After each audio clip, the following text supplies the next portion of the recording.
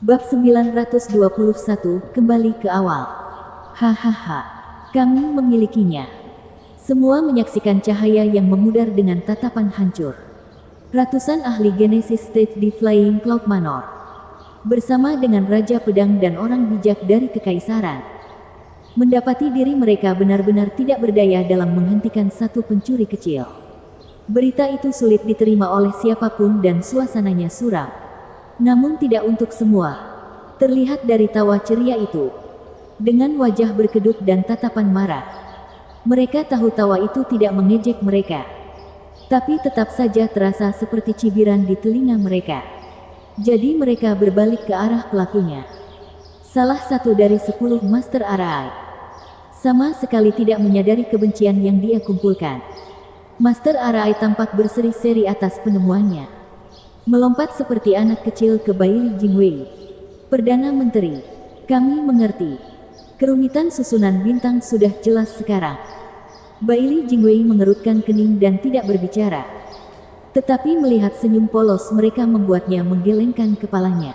Perdana Menteri, Big Dipper Flinging Arai bukan hanya susunan teleportasi pendek tetapi juga susunan pengumpul. Dia telah berpindah 7 kali. 6 kali antara Dube dan Al-Qaid, sementara transfer terakhir melepaskan semua kekuatan yang dikumpulkan oleh Arai. Ini hanyalah susunan teleportasi kecil tetapi bertindak seperti susunan teleportasi besar. Menggunakan hubungan antara bintang utara dan biduk, dia membentuk transfer besar. Itu sebabnya dia mengatakan fokusnya bukan pada bintang tetapi pada biduk. Yang tidak lain adalah petunjuk tentang bintang utara. Maksudnya dengan melemparkan semua kekuatan bintang di bintang biduk melalui bintang utara. Wajah kecewa Baili Jingwei bahkan tidak terlihat pada Master Arai yang gembira. Menjadi semakin bersemangat. Tempat penelitian tiba-tiba yang dia temukan terlalu menarik untuk ditanggungnya. Susunan bintang benar-benar menakjubkan. Saya bilang, Anda harus punya keterampilan dan kekuatan untuk melakukannya. Tampaknya itu tidak akan membawa Anda jauh. Aku hanya tidak membayangkan dia menggunakan kekuatan 7 bintang menjadi 1. Itu sebabnya ada lonjakan besar di akhir. Namun daya yang terlalu besar akan merusak susunan kecil seperti ini. Itulah sebabnya ia hanya bekerja 1 kali. Lihat sendiri. Formasi susunannya hancur. Master susunan itu pergi ke semak-semak dan setelah mencari sedikit, dia keluar dengan membawa pecahan batu suci. Sambil berteriak, lihat, persis seperti yang kami kurangi. Kekuatannya membanjiri susunannya dan menghancurkannya. Hahaha. 9 Master Arai lainnya tertawa terbahak-bahak di sampingnya. Ini membuktikan bahwa dugaan mereka tidak diragukan lagi benar. Baili Jingwei kehabisan energi bahkan untuk memaki mereka. Dia hanya menghela nafas dan terbang kembali ke istana. Dan Xing Sen mengejarnya. Para Master Arai merasa bingung. Apakah Perdana Menteri marah pada kita? Dia sangat ingin mengetahuinya beberapa menit yang lalu. Sudah terlambat. Sang Huan Feiyun menghela nafas. Dia sudah pergi sekarang, jadi apa gunanya menjelaskannya? Kamu adalah beberapa Grandmaster Arai. Sang Huan Feiyun juga pergi bersama para penjaga. Beberapa bahkan melontarkan tatapan menghina pada mereka. Kutu buku hanya suka pamer. Ke-10 orang itu menjadi bingung dan tidak mengerti. Sangat terlambat. Tentu ini sudah terlambat. Tapi belum terlambat. Orang itu mungkin telah melarikan diri tetapi mendapatkan susunan bintang yang telah lama hilang ini sangatlah berharga. Apakah kamu tahu berapa nilainya? Apa yang diketahui oleh seorang Filistin bodoh? Master susunan itu mengejek mereka. Mereka sudah pergi. Jadi mari kita teliti susunan yang dibuat orang itu. Hati-hati jangan sampai merusaknya lebih jauh. Ini adalah susunan bintang yang sedang kita bicarakan. Babi-babi yang tidak berbudaya itu tidak tahu apa yang mereka hadapi di sini. Berbeda dengan mereka. Penelitian kami bahkan mungkin mengarahkan kami untuk mengembangkan banyak susunan baru. Dengar-dengar, kata yang bagus. Teman-temannya sepenuhnya setuju. Dan segera berangkat kerja. Mereka memperlakukan setiap sisa-sisa sebagai situs arkeologi. Mengubah setiap sudut dan celah serta setitik debu untuk memanfaatkannya semaksimal mungkin. Inilah perbedaan antara seorang spesialis dan politisi. Yang pertama fokus pada dunianya sendiri, mencari penemuan dan inovasi baru. Sedangkan yang kedua hanya mementingkan reputasi dan kantongnya. Kedua kelompok ini tidak bersinggungan sama sekali dan juga saling menjauhi. Politisi itu menertawakan sang spesialis karena terlalu bertele-tele. Sementara sang spesialis meremehkan kesesatan seorang politisi. Ketika seorang politisi menjadi spesialis, dia tidak menunjukkan hasil apapun. Jika seorang spesialis berpindah haluan, hidupnya akan hancur. Selalu ditarik ke segala arah dan terhambat dalam melakukan penelitiannya. Tidak akan ada kemajuan juga. Bailey Jingwei sangat menghormati para spesialis. Karena yang dia pedulikan hanyalah manfaat yang dibawa oleh orang-orang ini. Mengenai penelitian dan tujuan akademis mereka, dia tidak tahu apa-apa dan tidak mau mencoba. Mereka masing-masing terjebak dengan perspektif yang berbeda. Membenci gaya satu sama lain dalam segala hal. Meskipun Bailey Jingwei memahami satu kebenaran, bahwa hanya obsesi dan keangkuhan yang menjadikan seseorang menjadi spesialis. Selain ketidaksetujuan dan komunikasi yang buruk, dia sepenuhnya menyetujuinya. Karena dia hanya mendapat manfaat dari spesialis semacam ini. Dengan segala kemarahan dan frustrasi dalam interaksi mereka, masih belum cukup untuk membentak dan membunuh mereka begitu saja. Ini hanyalah salah satu kualitas penting bagi orang yang berkuasa. Kembali ke istana. Di air terjun Giok, Bailey Jingwei tersentak melihat es di tanah. Dia telah melawan orang lain sepanjang hidupnya. Namun kali ini dia gagal total. Dia tidak mendapatkan apapun dalam pertarungan ini. Gu Yifan, kamu benar-benar jenius. Tapi menurutku paling menjijikkan. Bailey Jingwei menarik napas dalam-dalam. Kita dilahirkan dengan kepribadian yang bertentangan. Meratapi pesaing baru. Karena kami sama-sama pemikir yang mendalam. Bentrokan tidak bisa dihindari. Sepertinya para sarjana selalu cenderung mengkritik orang lain. Hahaha. Suara mendesing. Sang Guan Feiyun datang bersama Gu Santong. Perdana Menteri, bagaimana dengan bocah nakal itu? Hidup untuk saat ini. Sampai Gu Yifan mengambil umpannya lalu dia mati bersamanya. Bailey Jingwei menggertakkan giginya. Sang Guan Feiyun mengejek. Itu jarang terjadi. Karena bakat yang menghargai Perdana Menteri memiliki haus darah terhadap bakat lain. Dia pasti benar-benar mengganggumu. Hahaha. Hari ini tidak ada hubungannya dengan itu. Bahkan mengetahui bakatnya yang sebenarnya. Aku tidak akan pernah membiarkan dia mengambil nafas lagi. Apalagi jika saya bisa memanfaatkannya. Mata Bailey Jingwei berkedip dan pergi sambil meninggalkan nada dingin. Aku benci orang sepertiku. Sang Guan Feiyun menyeringai. Para sarjana tidak pernah menyebut diri mereka yang terbaik sementara para pejuang selalu berpura-pura rendah hati saat mengatakan yang kedua. Para pejuang menumpahkan darah dan keringat dalam pertarungan biadab mereka. Sementara para sarjana mengadu pikiran mereka dalam skema yang berbelit-belit. Jadi, bahkan Perdana Menteri Bailey yang hebat pun tidak bisa hidup seperti ini. Dia pasti merasa terancam. Hahaha. Sang Guan Feiyun menoleh ke taman air yang sekarang hancur dan mengertakkan gigi. Gu Yifan, kamu menghancurkan surgaku dan aku akan menghancurkanmu. Sang Guan Feiyun mendengus dan berjalan pergi. Gu Santong yang terluka tergantung di tangannya dan meninggalkan jejak darah. Dan Shin Sen mengelus jenggotnya sambil menggelengkan kepalanya. Nah, sekarang ada sepasang anjing gila yang mengejarmu. Ini hanya akan menyulitkanmu mulai sekarang. Sementara itu, saat seberkas cahaya jatuh, Zuo Fan dan Sang Guanqing muncul di antara titik-titik berkilauan di hutan lebat yang jauh dari Flying Cloud City. Sang Guanqing masih terkejut dengan apa yang terjadi. Dia telah menempuh jarak 100 mil dalam setiap lompatan. Lalu entah dari mana jaraknya sejauh ini dia tidak dapat melihat bayangan Flying Cloud City. Sang Guan Feiyun tidak menghubungi mereka sekarang. Menikmati pemikiran itu, Sang Guanqing menoleh ke Zuo Fan. Tuan Gu, bagaimana kabarmu? Tunggu di sini.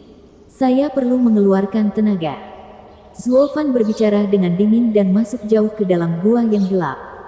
Sang Guanxing tampak khawatir. Khawatir dengan kata-katanya saat dia menunggu dengan tegang. Raungan binatang buas segera bergema dari dalam gua. Dipenuhi amarah dan frustrasi, Sang Guanxing yang tersentak menundukkan kepalanya saat dia memahami kesedihannya. Dia harus melepaskannya. Semua perencanaan sempurna untuk membawa dia dan Sanzi muda menjauh dari Flying Cloud City gagal. Karena aku, putranya diambil. Dia menyalahkan dirinya sendiri atas segalanya. Menitikkan air mata penyesalan dalam kesendirian. Raungan itu berlangsung lama di malam yang gelap. Sampai fajar. Sang Guanxing bingung tentang apa yang terjadi dan bagaimana keadaannya. Tetapi dia tidak bisa mengumpulkan keberanian untuk menjelajah ke dalam gua.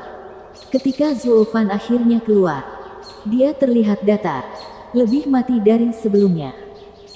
Apa yang membuat Sang Guanxing yang penasaran adalah aura Zuo Fan terasa lebih redup dan budidayanya turun ke lapisan keempat tahap Radiant dari lapisan kelima. Babak 922, selamat tinggal. Bagaimana? Bibir Sang Guanxing bergetar saat dia menatap ekspresi datar Zuo Fan dengan kaget dan ragu. Zuo Fan menghela nafas. Setelah menjawab pertanyaannya, apa masalahnya? Saya baru saja maju dalam 2 hari ini. Itu saja. Maju. Lalu bagaimana? Saya menggunakan metode kultivasi yang berbeda dari yang lain. Ini berfokus pada pikiran. Untuk kembali ke sifat alami seseorang. Seni diri sejati. Zuo Fan berbicara. Apa yang tampak seperti kemunduran sebenarnya menyembunyikan aura seseorang. Mengaburkan bagian dalam saat kultivasi kembali ke awal dan bentuk kacau yang paling murni. Semua sementara kekuatan tumbuh.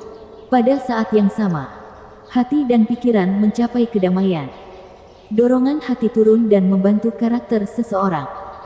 Setiap kali ada sesuatu yang mengganggu atau memicu saya berkultivasi. Saya sudah melakukan ini selama 2 tahun terakhir. Mata Zuo Fan tampak damai.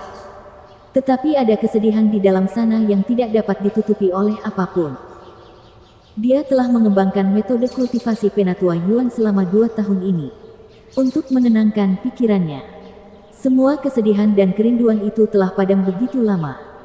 Sang Guanxing memperhatikan sesuatu dan bertanya. Maksudmu karena istrimu? Tahun-tahun ini.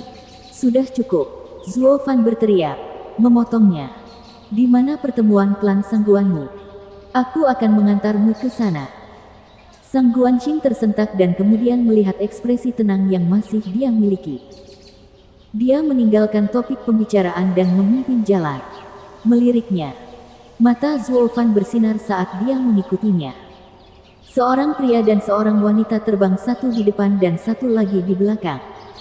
Menuju ke timur. Saat matahari terbit kembali di depan. 2 hari telah berlalu.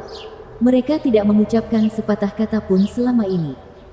Zuo Fan menunjukkan ekspresi kering yang sama sementara Sang Guanxing selalu gelisah. Mencuri pandang. Dia ingin bertanya lebih banyak. Atau lebih baik lagi, mengenalnya lebih jauh. Namun ekspresi wajahnya yang jauh itu menghilangkan rasa penasarannya. Suatu hari yang terjebak seperti itu. Sang Guanxing yang turun ke samping danau. Zuo Fan melayang di sampingnya dan mengamati sekeliling. Disinilah klan Sangguan mundur. Cukup tersembunyi. Bagaimana kamu tahu? Aku tidak memberitahumu. Sang Guanxing terkesiap. Zuo Fan menggelengkan kepalanya. Apakah kamu lupa aku mencoba-coba susunan? Penghalang di sekitar danau tidak terlihat oleh mata rata-rata. Tapi tidak bisa disembunyikan dari mataku. Kalau bukan perilaku buruk yang menerobos masuk, aku pasti sudah melontarkannya. Dia mengedipkan mata besarnya. Sekali lagi tertegun. Bahkan ketika Zuo Fan memberinya tatapan lucu, dia tetap tidak bereaksi. Hanya menatapnya seperti patung. Apakah ada hal lain yang bisa kamu lakukan yang aku tidak mengetahuinya? Banyak sekali. Tapi kenapa aku harus memberitahumu? Cukup bunyikan bel pintunya. Zuo Fan menghela nafas dan menggelengkan kepalanya. Dia menjentikkan kepalanya. Menyentaknya dan membuatnya cemberut kesakitan. Dia tidak terlalu marah. hanya tersipu. Dengan senyum cerah, dia membuat tanda untuk membuka penghalang tetapi tidak menyelesaikannya ketika seseorang berteriak. "Siapa di sana?" Dua pemuda berpakaian putih buang air besar di depan dengan waspada. "Ini aku. Tidak bisakah kamu melihatnya?" Menjulurkan dagunya, kata Sang Guanqing. Keduanya terdiam lalu meledak. "Nona muda, kamu kembali. Kepala klan sangat mengkhawatirkanmu."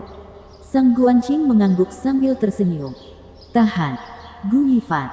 Kamu berani menunjukkan wajahmu di sini. Mati."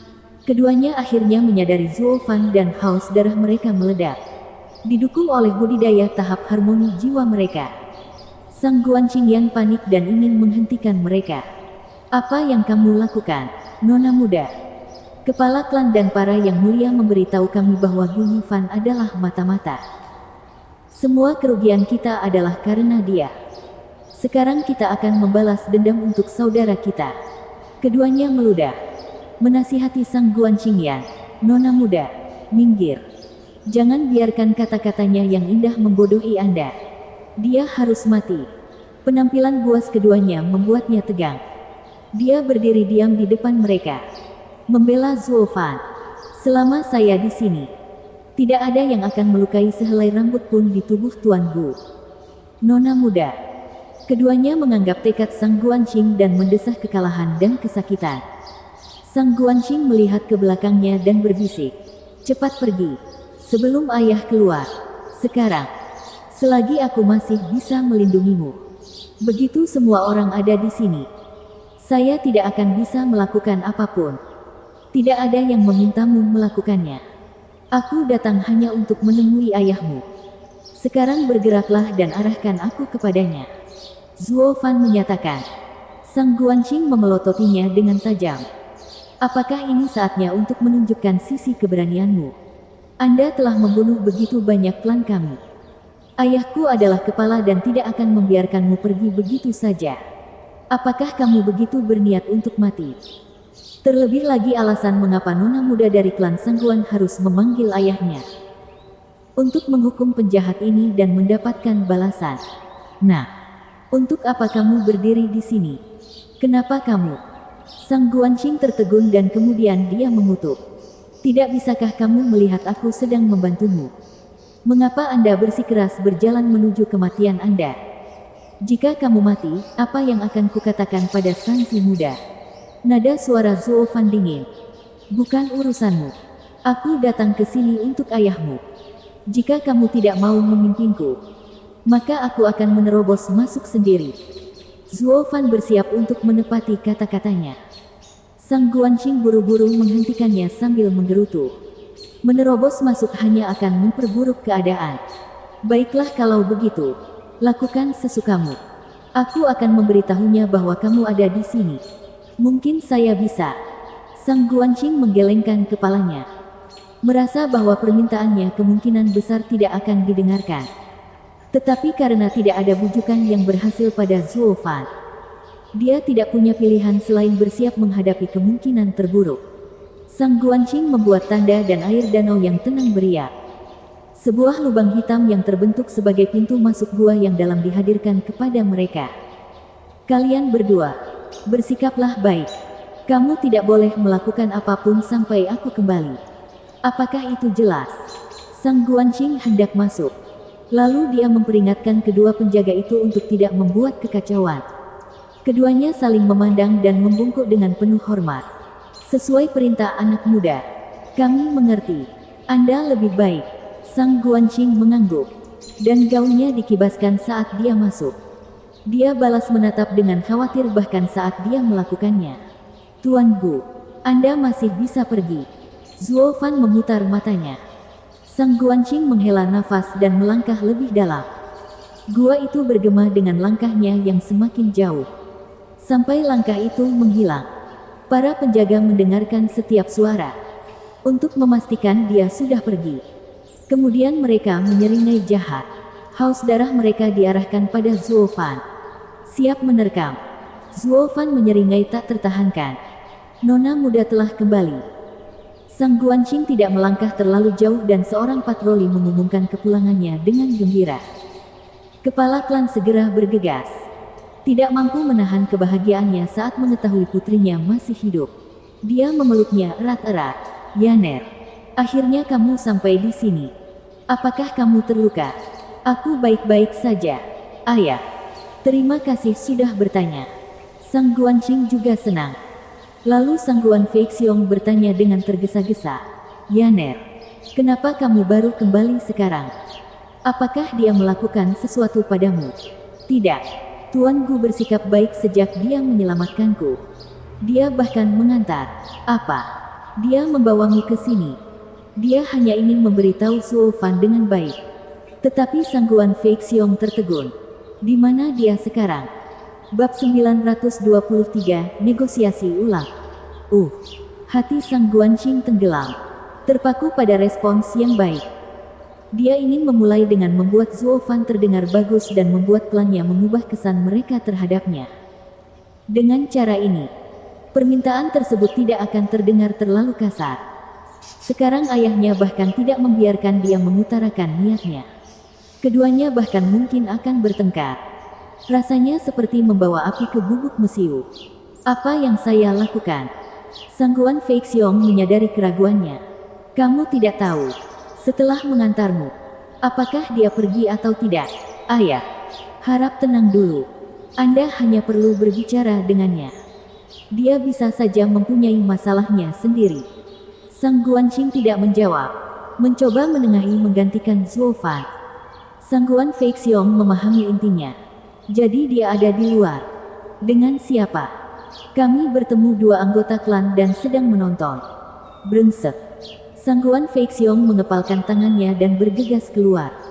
Para tetua dan ahli lainnya, termasuk Yang Mulia, ikut serta. Kapanpun anak-anak bentrok, selalu berujung perkelahian. Gu Yifan pasti. Sang Guan Feixiong mengerutkan kening dan Sang Guan Qingyan senang dengan reaksinya. Ayah, apakah Anda mengkhawatirkan Tuan Gu? Bagus. Jadi kamu tidak membencinya. Tapi jangan khawatir. Saya sudah memperingatkan mereka. Mereka tidak akan melakukan apapun pada Tuan Gu dan menunggu Anda datang. Khawatir tentang dia? Sang Guan Feixiong membentak, kesal. Beberapa hari terakhir kami menghabiskan waktu untuk menginterogasi si brengsek Yulin itu. Sekarang kita tahu bahwa Gu Yifan menghancurkannya dalam satu serangan. Tidak mungkin kedua penjaga itu bisa melukainya. Sekali mereka bertarung, mereka hanya akan terbunuh. Klan Sang Guan tidak akan pernah membiarkan siapapun menginjak-injak kita. Sang Guanxing menyentak dan menjulurkan lidahnya. Sudah kubilang aku sudah memperingatkan mereka. Tuan Gu juga datang menemuimu jadi dia tidak akan membuat keributan. Memperingatkan. Apa menurutmu pemuda pemarah hanya akan mendengarkan hanya karena ada gadis yang menyuruhnya? Sang Guan Feixiong menghela nafas. Keberanian itu baik untuk kaum muda. Tapi terlalu banyak menyebabkan kecerobohan dan kesalahan yang tak termaafkan. Tetua kedua, apakah itu milikmu? Apapun yang terjadi, Anda harus tetap tenang. Kami akan menanganinya setelah kami mengetahui alasannya berada di sini. Penatua yang dimaksud langsung mengangguk. Kepala klan, saya telah berkultivasi begitu lama. Pikiran saya seperti batu. Kamu masih belum mengenalku. Hahaha. Karena aku sangat mengenalmu maka aku memperingatkanmu. Kamu tidak pernah sekalipun meredakan amarahmu selama ini. Sang Guan Feixiong menggelengkan kepalanya. Orang-orang besar klan Sang Guan masuk atau keluar dengan megah di luar. Mereka semua tampak tegang. Seperti sedang bertemu dengan faksi besar lainnya. Sang Guanxing mendecakkan lidahnya. Ada apa dengan mereka? Ayah sudah lebih dari cukup untuk bertemu Tuan Gu. Apa perlunya keluar dengan kekuatan penuh? Pikiran kecilnya masih memberitahunya bahwa Zuo Fan adalah rekannya. Menunggu hukumannya seperti murid manapun yang bersalah. Dia tidak berbeda dengan Sang Guan Yulin yang juga seorang pengkhianat. Pemikiran Sang Guan Feixiong berbeda. Untuk pekerjaan yang dia rencanakan di kediaman Flying Cloud, klan Sang Guan melihat Sang Guan Yulin sebagai mata-mata. Tetapi bukan Zuo Fan. Zuo Fan akhirnya menjadi ahli dalam bayang-bayang. Dia adalah pihak ketiga dalam bentrokan antara istana dan klan Sang Guan. Belum lagi dia membodohi orang bijak terhebat di kekaisaran. Bailey Jingwei. Tidak ada yang masuk akal dalam menilai Zhuo Fan. Tidak ketika dia melampaui batas di mana remaja normal manapun harus bertindak. Dia sendiri adalah pemimpin faksi. Kedatangan mereka di Zhuo Fan sama sekali bukan untuk mencapnya sebagai pengkhianat, tetapi untuk bernegosiasi dari satu pemimpin ke pemimpin lainnya. Kedengarannya konyol di telinga siapapun. Ratusan ahli Genesis Stage Anda keluar untuk menemui anak Soul Harmony Stage. Dan untuk apa? Negosiasi. Bahwa itulah masalahnya. Dia bukan hanya memiliki kekuatan tahap harmoni jiwa, tetapi juga seorang pria yang penuh perhitungan setingkat Bailey Jingwei. Bukankah Perdana Menteri Bailey layak menerima pembicaraan mereka? Itu hanya memberi Zhuo Fan nilai lebih. Satu aspek lain yang patut disebutkan. Pedang melonjak ada bersamanya dan itu membuat mereka memiliki lebih sedikit pilihan. Mereka menolak untuk percaya bahwa seorang pemuda yang cukup cerdik untuk berbenturan dengan Bailey Jingwei akan membiarkan hormonnya yang berbicara dan menyerahkannya hanya karena ratusan ahli memandangnya dengan kejam. Oleh karena itu, negosiasi. Kelompok Sangguan Fei Xiong membuka penghalang dan keluar dengan kekuasaan. Tapi kemudian wajahnya bergerak-gerak. Skenario terburuk yang dia bayangkan menjadi kenyataan. Zhuo Fan dengan santai berdiri di samping semak. Masalahnya dimulai ketika seseorang melihat darah di bawah kakinya. Kedua penjaga muda klan Sangguan babak belur dan berdarah di tanah. Mengerang terus-menerus sebagai tanda bahwa mereka masih di dunia ini. Ada yang yakin bahkan mereka pun bingung bagaimana pemuda Radiant State bisa menghancurkan mereka begitu saja. Mata mereka dipenuhi dengan kesedihan dan rasa sakit. Tetapi tidak ada yang bisa mengubah kenyataan. Infonya datang terlambat. Kami tidak sempat memberitahu klan tentang kekuatannya. Sial. Dari mana datangnya sepasang ayah dan anak yang mengerikan ini? Yang satu lebih aneh dari yang berikutnya. Para tetua menghela nafas. Tetua yang menyatakan keberaniannya yang mantap kepada Sangguan Fei Xiong sekarang mendidih karena penghinaan yang diberikan kepada murid-muridnya. Aura perkasanya sebagai ahli Genesis State terlihat sepenuhnya. Zhuo Fan tidak melirik pria itu. Tertawa dan bersikap ramah. Paman, 3 hari ini terasa seperti bertahun-tahun. Apakah kamu merindukanku? Hahaha. Hentikan omong kosong itu. Saya melihat persis siapa Anda 3 hari yang lalu. Hentikan akting sialan itu. Gu Yifan. Wajah Sangguan Fei Xiong menegang dan membentak. Mengapa kamu ada di sini? Apa sudut pandangmu? Zhuo Fan menghentikan langkahnya. Memperlihatkan senyuman cerah. Sangguan Qingyan menyela. Dengan harapan meredakan ketegangan. Ayah. Tuan Gu peduli dengan keselamatanku dan mengantarku kembali. Tidak. Aku memintanya untuk membawaku ke sini untuk mengobrol dengan kepala klan Sangguan. Zhuo Fan tidak membiarkan dia menutup-nutupinya dan memotong niat baiknya. Dengan kata-katanya, nadanya menjadi lebih dingin juga. Kepala klan Sangguan, saya punya tawaran untuk Anda. Tertarik? Sangguan Fei Xiong menatap wajah dingin dan buas itu. Bicaralah. Kalau begitu aku akan berterus terang. Zhuo Fan memulai. Demi putrimu yang berharga, putraku ditangkap oleh Sangguan Fei Yun. Karena klan Sangguan adalah klan yang mengabdi pada kebenaran. Bukankah wajar jika kamu membalas budi dan membantuku menyelamatkan putraku? Sang Guanxing bergetar. Tuan Gu mengambil risiko besar demi putranya. Dia datang menemui ayah untuk ini. Ya, bagiku. Sanzi muda, ini bukan urusanmu. Meninggalkan. Sangguan Fei Xiong memotongnya. Menatap tajam ke arah Zhuo Fan. Hahaha. Selamatkan putriku. Kalian berdua menggunakan dia sebagai umpan untuk mengendalikan klanku. Kami telah menari mengikuti irama Anda selama setengah bulan dan mengorbankan nyawa banyak orang saya. Jika saya bisa, saya akan menyerahkan putri saya sebagai ganti nyawa mereka. Sekarang kamu ingin kami mengambil risiko tinggi demi menyelamatkan putriku. Untuk apa? Sang Guanxing gemetar. Terengah-engah mendengar kata-kata ayahnya. Hatinya kesakitan. Menundukkan kepalanya dan menitikkan air mata karena kesusahan.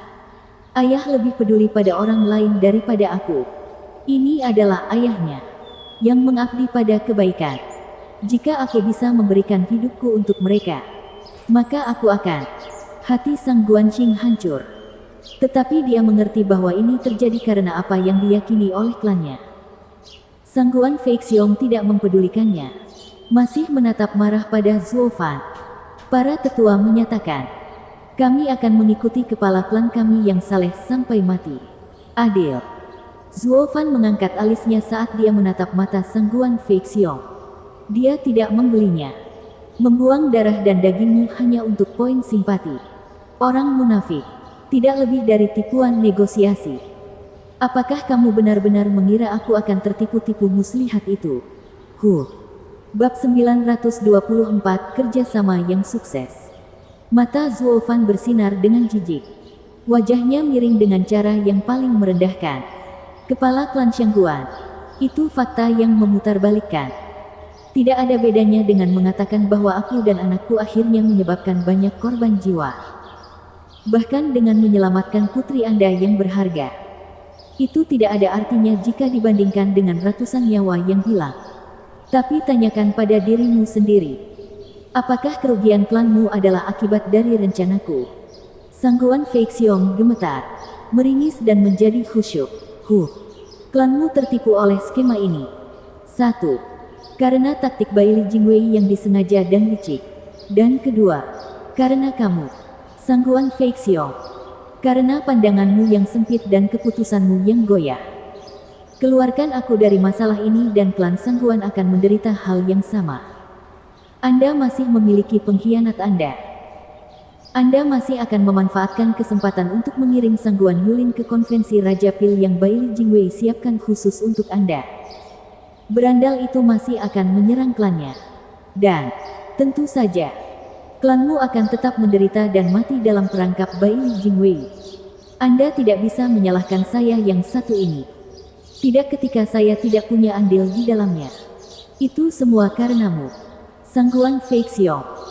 Hal itulah yang membuahkan hasil dari kepala klan Sang Guan yang tidak kompeten dan serakah. Saya di sana hanya untuk perjalanan. Hanya sebagai penumpang. Bencanamu tidak ada hubungannya denganku. Zuo Fan berteriak, penuh dengan ejekan dan penghinaan. Justru sebaliknya. Jika dipikir-pikir, keberadaankulah yang menggerakkan keadaan di air terjun dan menyebabkan Baili Jingwei panik hingga menghancurkan jebakanmu dan membiarkanmu yang tersesat berdiri di sini. Anda bahkan mungkin mengatakan bahwa saya bukan hanya penyelamat putri Anda, tetapi juga penyelamat semua orang. Anda meludahi kebaikan orang lain dan bahkan meracuni sumur dengan melemparkan semua ketidakmampuan Anda kepada saya. Bicara tentang tidak berterima kasih. Apakah ini cara klan nomor 1 yang saleh di wilayah timur beroperasi? Aku meludahi kamu. Hai orang-orang munafik. Raungan Zuo Fan terdengar di telinga mereka. Menusuk mereka dalam-dalam. Beberapa di antaranya begitu tersadar sehingga mereka menundukkan kepala karena malu. Dia tidak peduli dengan kita. Tapi dia hanya menggunakan pertarungan kedua belah pihak untuk keuntungannya. Dia sama sekali tidak membahayakan klan Sang Guan. Seperti yang dia katakan. Apakah tidak ada orang yang tidak mau memainkan pihak ketiga dan membunuh sisa-sisa dari dua pihak pertama? Bagaimana kita bisa menyalahkan pihak luar saja atas kekurangan kita? Ini bukan cara klan terbaik di wilayah timur mengambil tanggung jawab. Dia memang menawari kita peta palsu. Tapi meskipun itu asli, Baili Jingwei masih akan menjebak kita. Ketika semua sudah dikatakan dan dilakukan, pertarungan mereka dengan istana Flying Cloud hanya ada pada mereka. Seperti yang dia katakan, jika bukan karena keterlibatannya, kita hanya akan menjadi ikan di dalam tong.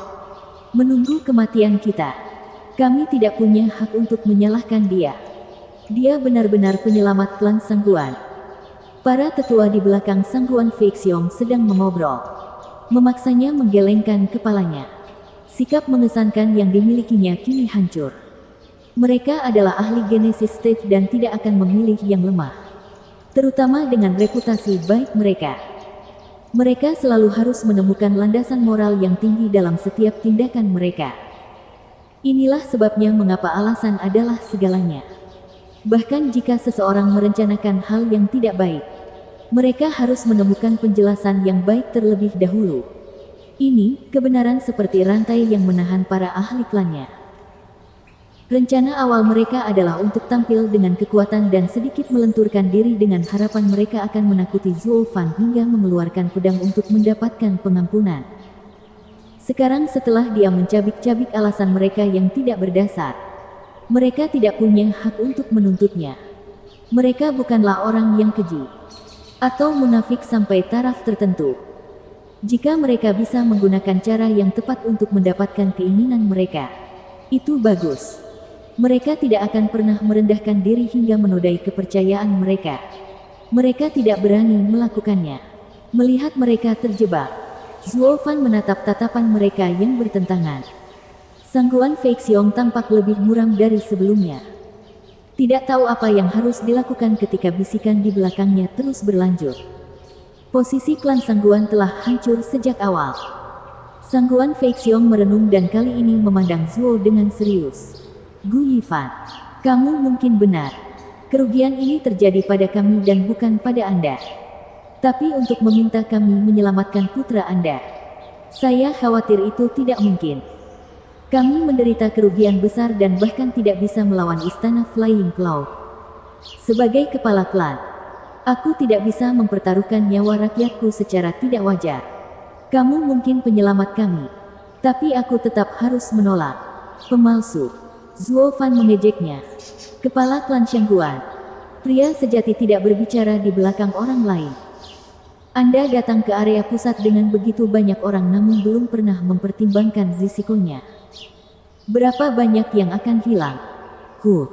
Sangguan Fei Xiong memandangnya dalam diam. Zuo Fan mencemooh. Kematian itu berat atau tidak berharga. Setiap kehidupan memiliki nilainya. Bukankah nilai itu sudah lama melekat pada kalian semua? Pedang melonjak. Mata Sangguan Fei Xiong bersinar. Dengan seringai jahat, Zuo Fan mengangguk. Benar. Kepala klan Sangguan. Jujur saja sekali ini. Kalian semua datang ke area pusat untuk soaring sword tapi sekarang pedang itu ada di tanganku. Dengan kata lain, aku bisa menggunakannya untuk membeli nyawamu demi tujuanku. Kan? Tentu saja tidak. Meski banyak dari kita di sini, kita masih punya prinsip.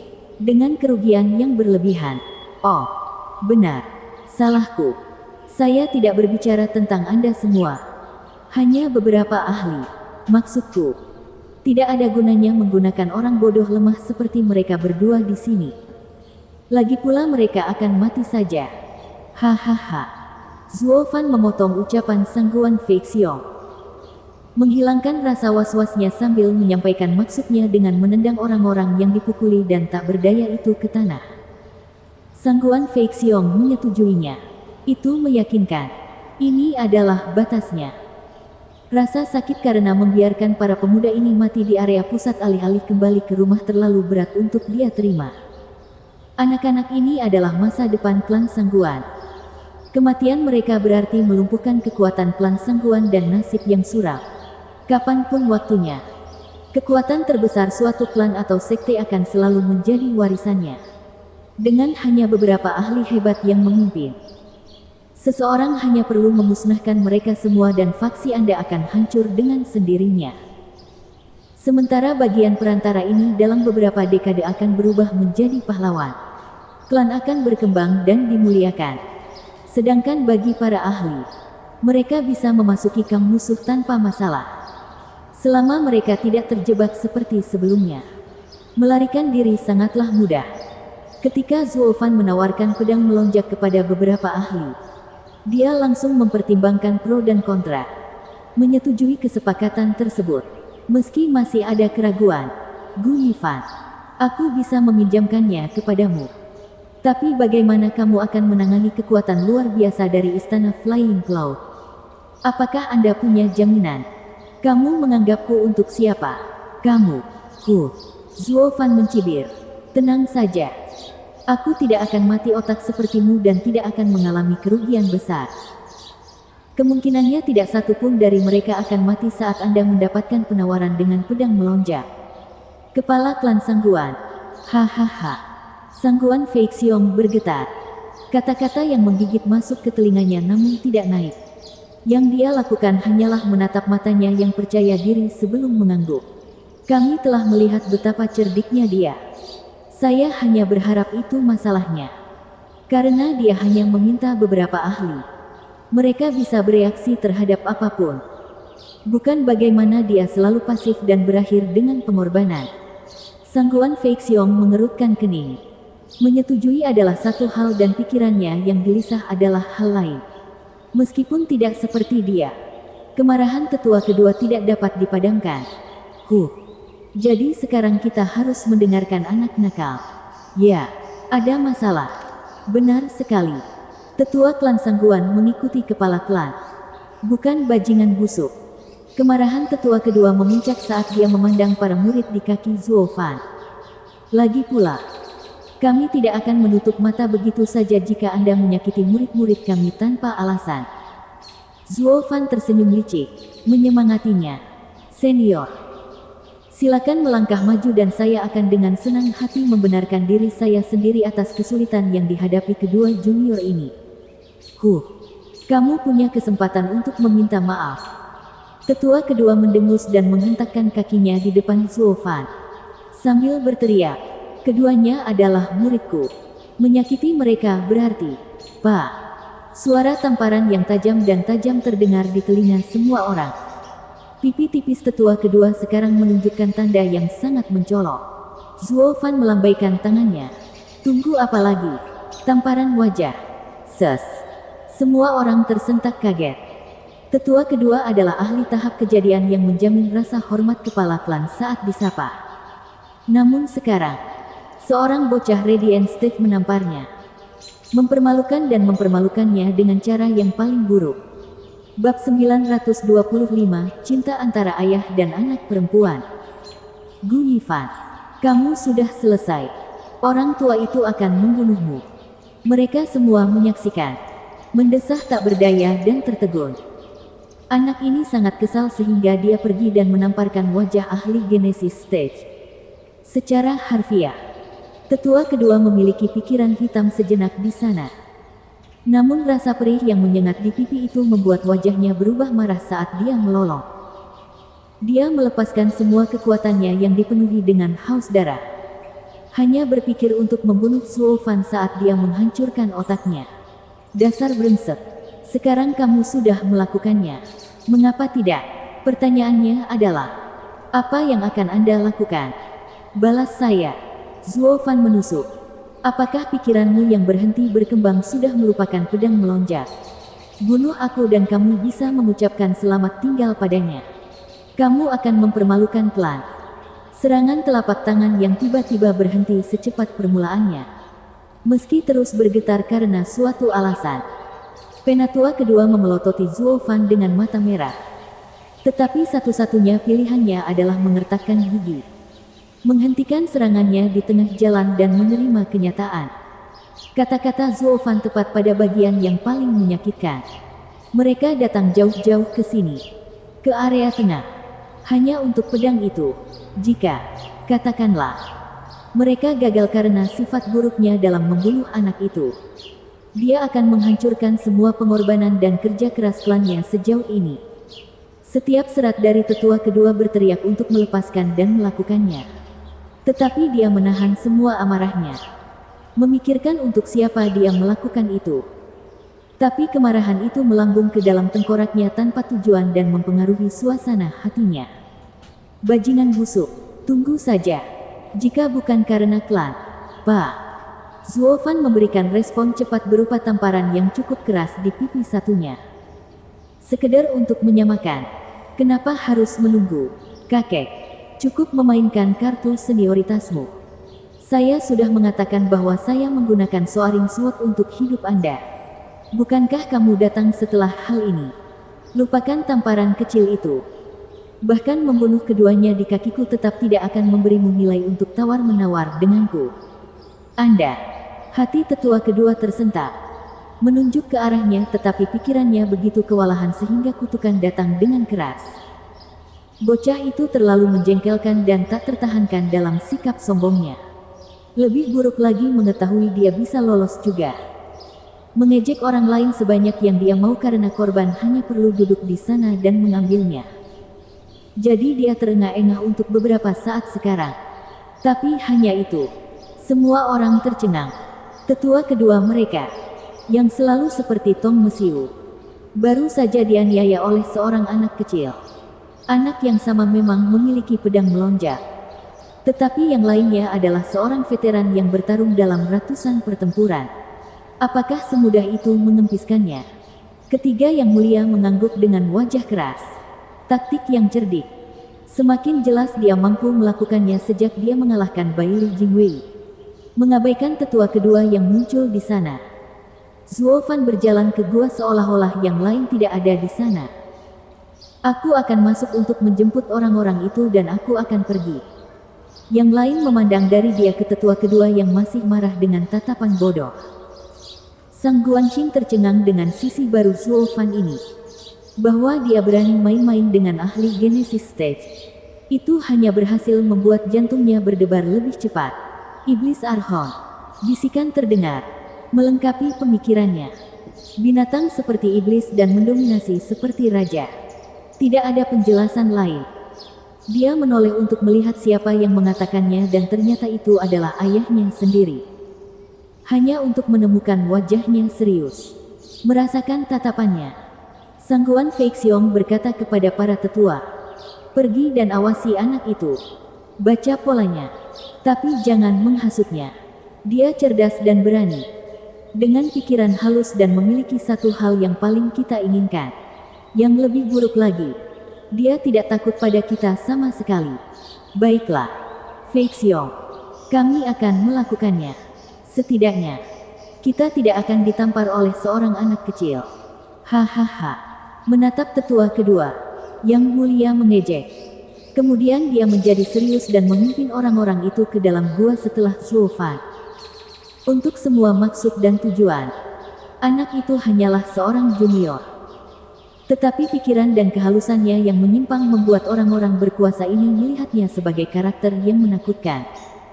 Setara dengan mereka. Adapun tetua kedua, dia dibujuk oleh tetua lainnya untuk ikut.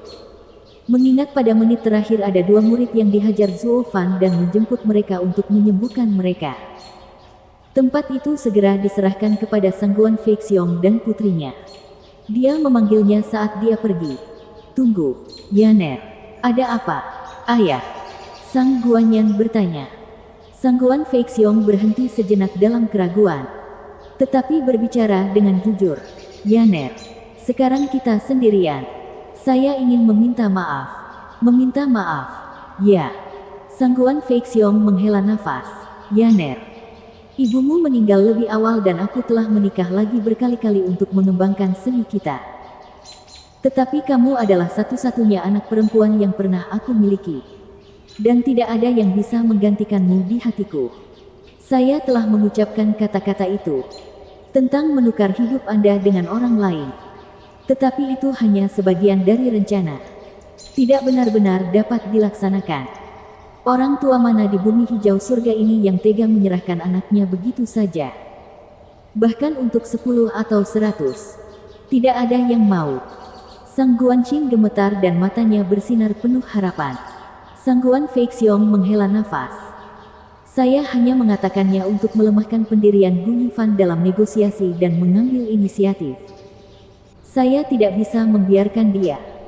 Hanya karena dia menyelamatkan putri saya. Menawarkan segalanya dengan harga terjangkau. Bahkan membayar dengan nyawa rakyat kami.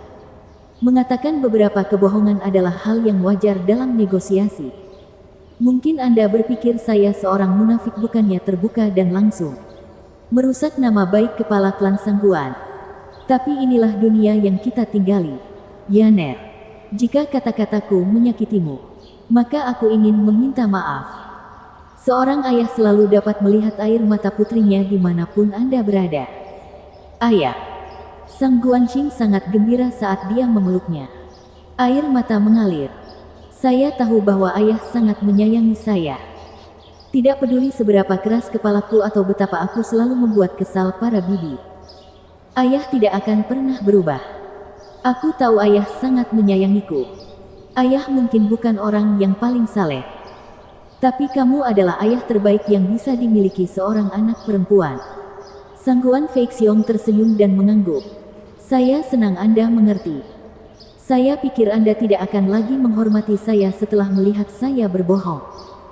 Sekarang, haha, setelah semuanya terbuka, aku merasa jauh lebih baik. Ayah bilang itu hanya tipuan untuk mengubah negosiasi demi kentunganmu. Apa itu bekerja? Sang Guanqing memandangnya dengan rasa ingin tahu. Wajah Sang Guan Fei Xiong berkedut dan dia menghela nafas. Anak itu terlalu licik dan aku tidak bisa mendapatkan keuntungan apapun. Menghancurkanku di setiap langkah. Apakah kamu tidak melihat kesombongannya yang keterlaluan? Dia bahkan berani mengejekku. Dia sekarang memegang semua kartu dalam kesepakatan ini sementara aku yang kalah. Saya hanya ingin dia menyelesaikan tujuannya dan mendapatkan pedang darinya. Dengan sikap sombongnya, jika dia tinggal terlalu lama, sesuatu pasti akan terjadi. Dia benar-benar iblis. Sang Guanqing mengangguk sambil tersenyum cerah. Sang Guan Fei Xiong memperhatikan percikan di matanya dan menghela nafas. Dia sudah dewasa dan seorang pria akan mengambilnya dariku. Hari itu semakin dekat, tapi dia terlalu berbahaya. Sang Guan Fei Xiong menarik napas dalam-dalam. Merasa untuk pertama kalinya bahkan sebagai kepala klan, dia tidak bisa menjamin kebahagiaannya. Karena pria yang dia incar tidak bisa dikendalikan. Zuo Fan berjalan mengitari gua seolah-olah dialah pemilik tempat itu. Dengan para tetua dan yang mulia di belakangnya. Seolah-olah seorang kaisar sedang berjalan-jalan bersama para pengawalnya. Anggota klan lain di sana menjadi bodoh. Terutama para junior. Bukankah itu Gu Yifan, si pengkhianat? Kenapa sepertinya para tetua melayaninya seperti kepala klan di markas rahasia ini? Mereka semua memasang tampang aneh saat Zuo Fan melewati mereka. Bersambung.